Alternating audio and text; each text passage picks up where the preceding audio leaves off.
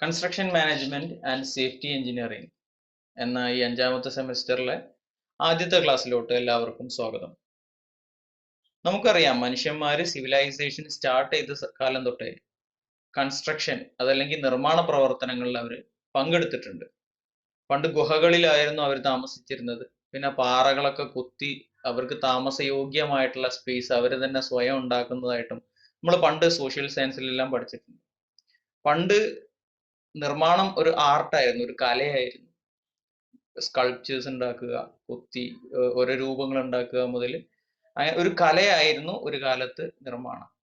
അത് പിന്നീട് രൂപാന്തരപ്പെട്ട ഒരു ശാസ്ത്ര വിഭാഗം തന്നെയായി മാറി. ഇന്ന് സിവിൽ എഞ്ചിനീയറിംഗ് പ്രോജക്റ്റിന്റെ വ്യാപ്തി എന്താണെന്ന് നമുക്കറിയാവുന്നതേ ഉള്ളൂ.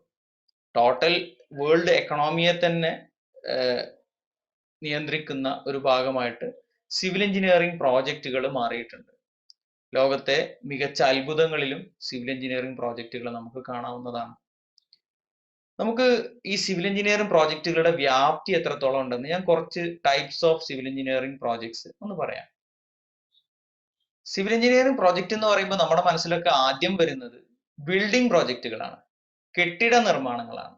ഇത് രണ്ട് ഉദ്ദേശങ്ങൾക്കാണ് കെട്ടിടങ്ങൾ നിർമ്മിക്കുന്നത്. റെസിഡൻഷ്യൽ പർപ്പസിന് വേണ്ടിയിട്ട്, ആളുകൾക്ക് താമസിക്കുന്നതിന് വേണ്ടിയിട്ട്, സ്റ്റാഫ് ക്വാർട്ടേഴ്സുകള്, ഫ്ലാറ്റുകള്, വീടുകളൊക്കെ റെസിഡൻഷ്യൽ പ്രോജക്റ്റിലാണ് വരുന്നത്. അതല്ലാത്ത ബിൽഡിങ്ങുകൾ ഉണ്ട്, അതർ ബിൽഡിങ്സ്. അതിൽ സ്കൂളുകൾ വരാം, ടെമ്പിളുകൾ, അമ്പലങ്ങൾ വരാം, ഹോസ്പിറ്റൽസ് വരാം, ഗസ്റ്റ് ഹൗസുകൾ, അങ്ങനെ ഒരുപാട് നമുക്ക് താമസത്തിനല്ലാതെ തന്നെ മറ്റ് പല ആവശ്യങ്ങൾക്ക് വേണ്ടിയിട്ട് ബിൽഡിങ്ങുകൾ നമ്മൾ നിർമ്മിക്കാറുണ്ട്. ഈ ബിൽഡിങ്ങുകൾ മാത്രമാണോ സിവിൽ എഞ്ചിനീയറിംഗ് പ്രോജക്റ്റിലുള്ളത്? അല്ല. അതല്ലാതെ ഒരുപക്ഷെ നമ്മൾക്ക് പരിചയം കുറവുള്ളതും നമ്മൾ ശ്രദ്ധിക്കപ്പെടാത്തതുമായിട്ടുള്ള അനേകം പ്രോജക്റ്റുകൾ സിവിൽ എഞ്ചിനീയറിംഗ് പ്രോജക്റ്റുകളായിട്ട് നിലവിലുണ്ട്. അവ ഏതൊക്കെയാണ്? ട്രാൻസ്പോർട്ടേഷൻ സിസ്റ്റം അതിനൊരു എക്സാമ്പിൾ ആണ്. ഗതാഗത സംവിധാനങ്ങൾ, റോഡുകളിൽ കാണുന്ന ഫ്ലൈ ഓവറുകൾ, ഓവർ ബ്രിഡ്ജുകൾ, റെയിൽവേ സിസ്റ്റം, എയർപോർട്ട്, ഇതൊക്കെ ട്രാൻസ്പോർട്ടേഷൻ സിസ്റ്റത്തിൽ ഉൾപ്പെട്ടുള്ളതാണ്. ഇതെല്ലാം സിവിൽ എഞ്ചിനീയറിംഗിന്റെ ഭാഗം തന്നെയാണ്. ഹൈഡ്രോളിക് സ്ട്രക്ചേഴ്സ്, നിങ്ങൾ കൂടുതൽ അതിനെക്കുറിച്ച് പഠിച്ചിട്ടുണ്ടാവും. ഇനി സ്ട്രക്ചറൽ ഇറിഗേഷൻ ഡ്രോയിങ്ങിൽ അതിനെ കുറിച്ചിട്ടൊക്കെ അറിയാനുമുണ്ട്. ഹൈഡ്രോളിക് സ്ട്രക്ചേഴ്സിൽ ഡാം വരും, പിന്നെ ബാരിയേഴ്സ്, വിയേഴ്സ്, അവയെല്ലാം വരും. വെള്ളത്തിൽ നിർമ്മിക്കുന്ന വെള്ളത്തിനെ ഒരു ഭാഗത്തു നിന്നും മറ്റൊരു ഭാഗത്തോട്ട് കനാല് വഴിയൊക്കെ ട്രാൻസ്പോർട്ട് ചെയ്യാൻ വേണ്ടിയിട്ട് അവയിൽ ഉണ്ടാക്കുന്ന സ്ട്രക്ചേഴ്സുകളാണ് വെള്ളത്തിന്റെ സ്റ്റോറേജിനും വെള്ളത്തിന്റെ ട്രാൻസ്പോർട്ടേഷനും വേണ്ടിയിട്ട് ഉണ്ടാക്കുന്ന പല സ്ട്രക്ചേഴ്സ് ഉണ്ട്. അതിന് ഹൈഡ്രോളിക് സ്ട്രക്ചേഴ്സ് എന്ന കാറ്റഗറിയിൽ നമുക്ക് ഉൾപ്പെടുത്താം. അതും നമ്മുടെ സിവിൽ എഞ്ചിനീയറിംഗ് പ്രോജക്റ്റ് ആണ്. ഇന്ന് ലോകത്ത് വിപ്ലവമായിട്ട് നടക്കുന്ന ന്യൂക്ലിയർ പവർ പ്ലാന്റുകൾ, തെർമൽ പവർ പ്ലാന്റുകൾ, ഹൈഡ്രോ ഇലക്ട്രിക് പവർ പ്ലാന്റുകളിൽ നിന്നൊക്കെ മാറിയിട്ട് നമ്മൾ ന്യൂക്ലിയർ പവർ പ്ലാന്റുകളൊക്കെ ആയി ഇപ്പൊ നമ്മുടെ എനർജി റിസോഴ്സുകളായിട്ട്. അവയുടെയും നിർമ്മാണം നമ്മുടെ ഡ്യൂട്ടി തന്നെയാണ്. നമ്മൾ ശ്രദ്ധിക്കാത്തൊരു ഭാഗമാണ് offshore structures. Offshore, തീരങ്ങളിൽ നിന്നും അകന്നു പോയിട്ട്, തീരത്തു നിന്ന് ഒരുപാട് അകത്തോട്ട് പോയി കഴിഞ്ഞാൽ, കടലിന്റെ ഒരു ഉള്ളോട്ട് പോയി കഴിഞ്ഞാൽ, പെട്രോളിയത്തിന്റെ മൈനിങ്ങിന് വേണ്ടിയിട്ടും എക്സ്ട്രാക്ഷനൊക്കെ വേണ്ടിയിട്ട് ഓഫ് ഷോർ സ്ട്രക്ചേഴ്സ് എന്ന് പറയും. കടലില് പൈലുകൾ ഉണ്ടാക്കി ഉയർത്തി കെട്ടിയിട്ട് കടലിന്റെ മുകളിലായിട്ട് തൂണുകളിൽ സ്ട്രക്ചേഴ്സ് ഉണ്ട്. ഇപ്പൊ മെയിൻ പേർപ്പസ് എന്ന് പറഞ്ഞു കഴിഞ്ഞാൽ പെട്രോളിയം ഫോസിലുകളിൽ നിന്നും എക്സ്ട്രാക്ട് ചെയ്തെടുക്കുക എന്നുള്ള പർപ്പസിന് വേണ്ടിയിട്ടുള്ളതാണ്. അപ്പോൾ ഓഫ് ഷോർ സ്ട്രക്ചേഴ്സ് എന്ന് പറഞ്ഞു കഴിഞ്ഞാൽ തീരങ്ങളിൽ നിന്നും, കടൽ തീരത്ത് നിന്നും ഒരുപാട് ഉൾഭാഗത്തോട്ടായിട്ട് ഉണ്ടാക്കുന്ന തരം കൺസ്ട്രക്ഷൻസ് ആണ്. അവയും സിവിൽ എഞ്ചിനീയറിംഗ് പ്രോജക്റ്റിന്റെ ഭാഗം തന്നെയാണ്. അതേപോലെ തന്നെ സ്പേസ് റിലേറ്റഡ് ആയിട്ടുള്ളത്, പിന്നെ ഒരു രാജ്യത്തിന്റെ ഡിഫൻസ് റിലേറ്റഡ് ആയിട്ടുള്ളത്. ഇപ്പൊ നമുക്കറിയാം, ഇപ്പൊ റീസെന്റ് ആയിട്ട് ഇന്ത്യ ചൈന ബോർഡറിൽ വെറും 72 മണിക്കൂർ കൊണ്ട് നമ്മുടെ ഇന്ത്യൻ സൈന്യം ഒരു പാലം നിർമ്മിച്ചു. എമർജൻസി ആയിട്ട് പാലം നിർമ്മിച്ചു. ആ പാലത്തിന്റെ നിർമ്മാണത്തിന് സൈന്യത്തിന്റെ കൂടെ നിൽക്കുന്നത് സിവിൽ എഞ്ചിനീയേഴ്സ് തന്നെയാണ്. റിഫൈനറികൾ, ഇൻഡസ്ട്രിയലൈസേഷന്റെ ഏറ്റവും ഭാഗമായിട്ടുള്ള ഔട്ട്പുട്ടാണ് റിഫൈനറി നിർമ്മാണ ഇൻഡസ്ട്രികളിൽ. റിഫൈനറികളുടെ നിർമ്മാണം, അവയിലും സിവിൽ എഞ്ചിനീയറിംഗ് ഉണ്ട്. കമ്മ്യൂണിക്കേഷൻ സിസ്റ്റംസ്, ഇലക്ട്രിക്കൽ സിസ്റ്റംസ്, ഇവയുടെയൊക്കെ നിർമ്മാണം, അവയുടെ ഉയർന്ന ഇലക്ട്രിക്കൽ ട്രാൻസ്മിഷൻ വയുടെ തൂണുകളൊക്കെ നമുക്ക് കാണാം പറമ്പുകളിലൊക്കെ. സിവിൽ എഞ്ചിനീയറിംഗിന്റെ ഒരു ഔട്ട്പുട്ട് തന്നെയാണ് അതും.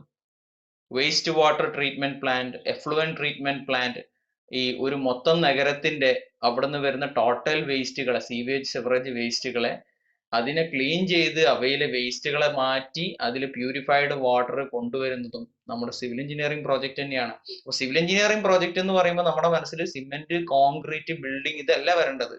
ടോട്ടൽ മനുഷ്യന്റെ എക്സിസ്റ്റൻസിന് ആവശ്യമായിട്ടുള്ള ഈ ഭൂമിയിലുള്ള ഒട്ടുമിക്ക പ്രോജക്റ്റുകളും ഒരു പരിധിവരെ സിവിൽ എഞ്ചിനീയറിംഗ് പ്രോജക്റ്റുകൾ തന്നെയാണ്. അപ്പോൾ നമ്മുടെ അക്കാഡമിക്സിനെ ബേസ് ചെയ്തിട്ട് നമ്മുടെ സിലബസിൽ ടോട്ടൽ സിവിൽ എഞ്ചിനീയറിംഗ് പ്രോജക്റ്റുകളെ 3ആയിട്ട് ക്ലാസിഫൈ ചെയ്തിട്ടുണ്ട്. So the total civil engineering projects are categorized into 3 groups, which are the first one, light construction projects, second one, heavy construction project, and third one, industrial construction projects. മൂന്നെണ്ണമാണ് exam point of വ്യൂവിൽ നമ്മൾ പഠിക്കേണ്ട 3 categories. Light construction projects, heavy construction projects and third one industrial construction projects. നമ്മൾ അതിന്റെ details ഒന്ന് നോക്കാം എന്തൊക്കെയാണെന്ന്. Light construction projects എന്ന് വെച്ചാൽ വളരെ ചുരുങ്ങിയ എക്യുപ്മെന്റ്സും ചെറിയ ടെക്നോളജിയും ഉപയോഗിച്ച് നമുക്ക് ഉണ്ടാക്കിയെടുക്കാവുന്ന കൺസ്ട്രക്ഷൻ പ്രോജക്റ്റുകളാണ് ലൈറ്റ് കൺസ്ട്രക്ഷൻ പ്രോജക്ട്സ്. നമ്മുടെ നാട്ടിൽ കാണുന്ന ഒട്ടുമിക്ക കൺസ്ട്രക്ഷൻ പ്രോജക്റ്റുകളും ലൈറ്റ് കൺസ്ട്രക്ഷൻ പ്രോജക്റ്റുകളാണ്. സിവിൽ എഞ്ചിനീയറിംഗ് പ്രോജക്ട്സിന്റെ 60 മുതൽ 70% വരെ പ്രോജക്റ്റുകൾ എക്കണോമിക്കലി നോക്കുമ്പോൾ, അതായത് സാമ്പത്തികമായി നോക്കുമ്പോൾ സംഭവിക്കുന്നത് ലൈറ്റ് കൺസ്ട്രക്ഷൻ പ്രോജക്റ്റുകളാണ്. അതായത് ഏറ്റവും കൂടുതൽ നടക്കുന്നത് ലൈറ്റ് കൺസ്ട്രക്ഷൻ പ്രോജക്റ്റുകളാണ്. അവയുടെ പ്രധാനപ്പെട്ട എക്സാമ്പിളുകൾ ഏതൊക്കെയാണ്? വീടിന്റെ നിർമ്മാണങ്ങൾ, ഗാർഹിക ഉപയോഗത്തിന് വേണ്ടിയിട്ടുള്ള ബിൽഡിങ്ങുകളുടെ നിർമ്മാണം, ഷോപ്പിംഗ് മാളുകൾ, ചെറിയ ഷോപ്പിംഗ് കോംപ്ലക്സുകൾ, അതൊക്കെ ഏതിലാണ് വരുന്നത്? Light construction projects. രണ്ടാമത്തതാണ് ഹെവി കൺസ്ട്രക്ഷൻ പ്രോജക്ട്സ്.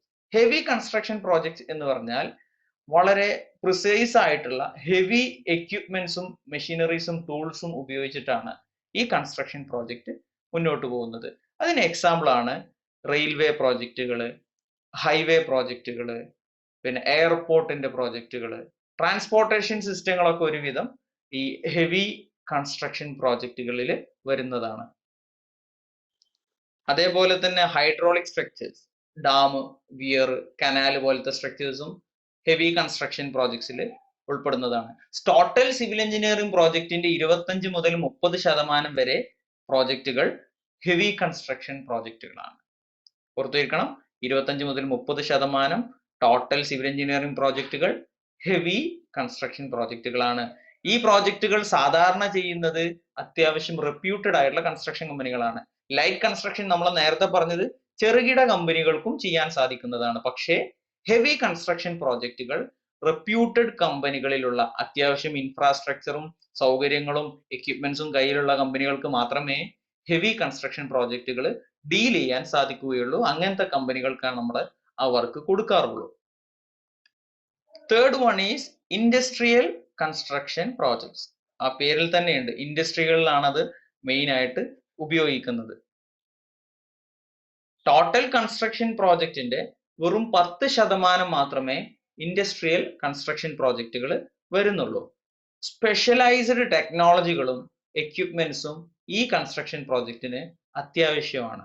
അതുകൊണ്ട് എല്ലാവർക്കും കയറിയിട്ട് ഈ ഇൻഡസ്ട്രിയൽ കൺസ്ട്രക്ഷൻ പ്രോജക്റ്റുകൾ ഉണ്ടാക്കാൻ പറ്റൂല. ഈ റിഫൈനറികൾ നിർമ്മിക്കാൻ, വാട്ടർ ട്രീറ്റ്മെന്റ് പ്ലാന്റുകൾ, സ്പെഷ്യൽ ടെക്നോളജികളാണ്, സ്പെഷ്യലൈസ്ഡ് ആയിട്ടുള്ള ആളുകൾ അതിനാവശ്യമാണ്. So we can conclude this video.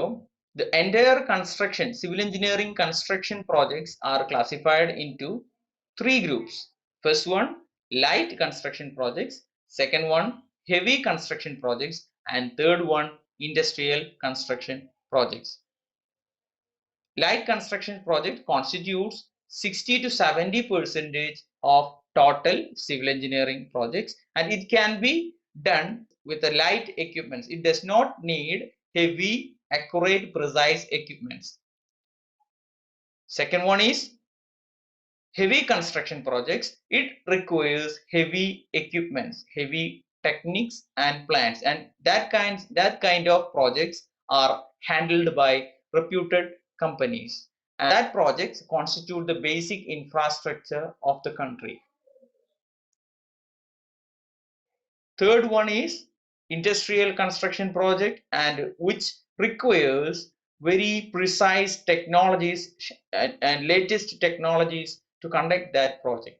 It includes refineries, transmission systems, electrical systems, waste treatment plants, etc. It requires special technologies to carry out the project, so it cannot be handled by the small scale construction companies. So they are all done by reputed specialized uh, contractors. Okay, let's wind up this video. Thank you.